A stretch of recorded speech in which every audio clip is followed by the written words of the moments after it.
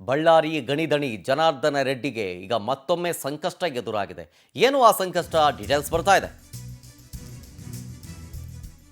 ಅಕ್ರಮ ಗಣಿಗಾರಿಕೆ ಅದಿರು ಸಾಗಾಟ ಸಾಬೀತು ಹಿನ್ನೆಲೆಯಲ್ಲಿ ಈಗ ರೆಡ್ಡಿಗೆ ಮತ್ತೊಂದು ಸಂಕಷ್ಟ.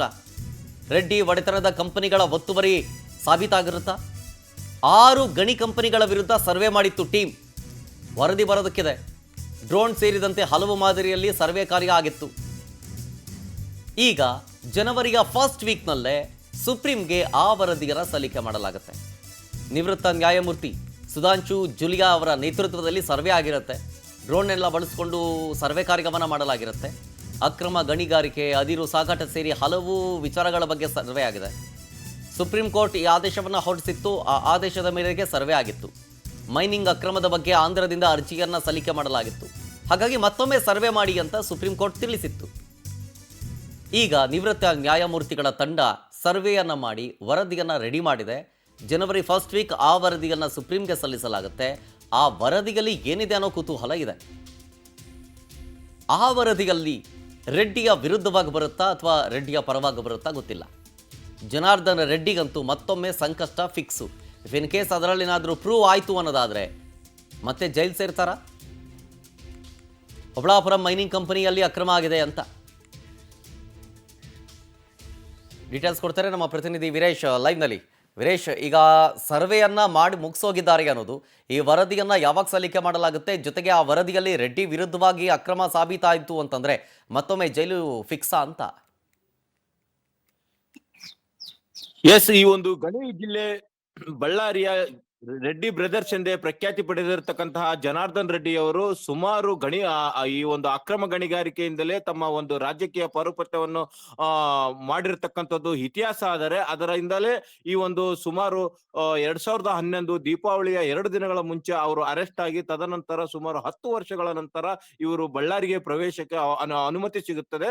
ಈ ಅನುಮತಿ ಸಿಕ್ಕು ಖುಷಿಯಲ್ಲಿರುವಂತಹ ಜನಾರ್ದನ್ ರೆಡ್ಡಿಗೆ ಈ ಹಿಂದೆ ಈ ಒಂದು 4 ದಿನಗಳ ಕೆಳಗೆ ಹೈಕೋರ್ಟ್ ನಲ್ಲಿ ಸುಪ್ರೀಂ ಕೋರ್ಟ್ ನಲ್ಲಿ ಸಿಬಿಐ ಏನ್ ಡಾಕ್ಯುಮೆಂಟ್ ನೀಡುವಲ್ಲಿ ವಿಫಲವಾಗಿರುವುದರಿಂದ ಸಿಬಿಐಗೆ ಹಿನ್ನಡೆ ಆಗಿರತಕ್ಕಂತ ಘಟನೆಯೂ ಸಂಭವಿಸುತ್ತದೆ. ಈ ಘಟನೆಯಿಂದಾಗಿ ಜನಾರ್ದನ್ ರೆಡ್ಡಿ ಅವರು ಸ್ವಲ್ಪ ಖುಷಿ ಪಡುವ ಹಂತದಲ್ಲಿದ್ದಾರೆ ಎನ್ನುವ ಅಷ್ಟರೊಳಗಾಗಿಯೇ ಈಗ ಮತ್ತೆ ಈ ಒಂದು ಸುಪ್ರೀಂ ಕೋರ್ಟ್ ನ ನಿವೃತ್ತ ನ್ಯಾಯಮೂರ್ತಿಯಾಗಿರತಕ್ಕಂತ ದುಷ್ಯಂತ್ ಅವರು ನೀಡಿರ್ತಕ್ಕಂತಹ ಈ ಒಂದು ಆಂಧ್ರ ಕರ್ನಾಟಕ ಬಾರ್ಡರ್ ಗೆ ಸಂಬಂಧಪಟ್ಟಂತೆಯೇ ಒತ್ತುವರಿ ಅಕ್ರಮ ಗಣಿಗಾರಿಕೆ ನಡೆಸಲು ಈ ಒಂದು ರಾಜ್ಯಗಳ ಗಣಿ ಒತ್ತುವರಿಯಾಗಿದೆ. ಅದರಲ್ಲೂ ಮುಖ್ಯವಾಗಿ ಈ ಕರ್ನಾಟಕದ ಈ ಒಂದು ಗಡಿ ಅನ್ನುವುದು ಸಾಧಾರಣವಾಗಿ ಅಕ್ರಮಕ್ಕೆ ಬೇಕಾದಂತೆಯೇ ತಾವು ಬಳಕೆ ಮಾಡಿಕೊಳ್ಳುವುದರ ಮೂಲಕ 1896ರ ಬ್ರಿಟಿಷ್ ಗೌರ್ಮೆಂಟ್ ನೀಡಿರತಕ್ಕಂತಹ ಈ ಒಂದು ಗಣಿ ಸರ್ವೆ ಉಲ್ಲಂಘಿಸಿ ಗಡಿಗಳನ್ನು ಸಹ ಈ ಅಕ್ರಮವಾಗಿ ಅಗೆದಿರತಕ್ಕಂಥದ್ದು ಮತ್ತು ಗಡಿಯ ಕಲ್ಲುಗಳನ್ನು ಸಹ ಆ ಕಡೆ ಈ ಕಡೆ ಸರಿಸಿರತಕ್ಕಂಥದ್ದು ಸಹ ದೃಢಪಟ್ಟಿದೆ.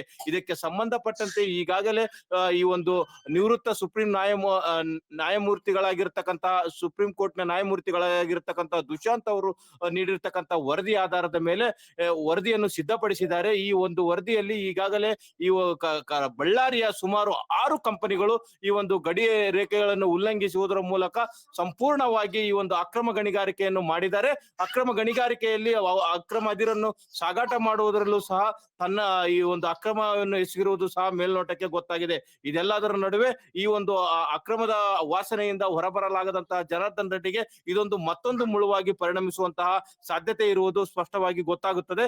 ಇದರ ನಡುವೆ ಮತ್ತೊಂದು ವಿಚಾರವನ್ನು ನಾವು ಇಲ್ಲಿ ಗಮನಿಸುವುದಾದರೆ, ಈ ಒಂದು ಅಕ್ರಮ ಗಣಿಗಾರಿಕೆಯಲ್ಲಿ ಈ ಒಂದು Y Mahabaleshwarappa and sons OMC ಆಂಧ್ರದ OMC ಮತ್ತು OMC ಹಾಗೂ OAMC ಟೋಟಲ್ 6 ಗಣಿಗಾರಿಕೆಗಳು ಏನಾಗಿದ್ದಾವೆ, ಇದರಲ್ಲಿ ಸಂಪೂರ್ಣವಾಗಿ ಅಕ್ರಮದಲ್ಲಿ ತೊಡಗಿರುವುದು ಖಚಿತವಾಗಿದೆ. ಈ ಅಕ್ರಮ ಗಣಿಗಾರಿಕೆಯಲ್ಲಿ ಸಂಬಂಧಪಟ್ಟಂತೆ ಜನಾರ್ದನ್ ರೆಡ್ಡಿಗೆ ಅವರ OMC ಗಣಿ ಮತ್ತು AMC ಗಣಿ ಈ ಎರಡರಲ್ಲಿ ಅಧಿಕ ಪ್ರಮಾಣದಲ್ಲಿ ಅಕ್ರಮವಾಗಿರುವುದು ಸಹ ದೃಢಪಟ್ಟಿದೆ. ಇದು ಮತ್ತೊಂದು ಸಾರಿ ಜನಾರ್ದನ್ ರೆಡ್ಡಿಯ ಕೊರಳಿಗೆ ಸುತ್ತಿಕೊಳ್ಳುವುದರ ಮೂಲಕ ಅವರಿಗೆ ಮತ್ತಷ್ಟು ಸಂಕಷ್ಟ ತಂದು ಒಡ್ಡುವಂತಹ ಎಲ್ಲಾ ಮುನ್ಸೂಚನೆಗಳು ಗೋಚರಿಸುತ್ತಿವೆ. Yes, thank you Veeresh ಡೀಟೇಲ್ಸ್ಗಾಗಿ.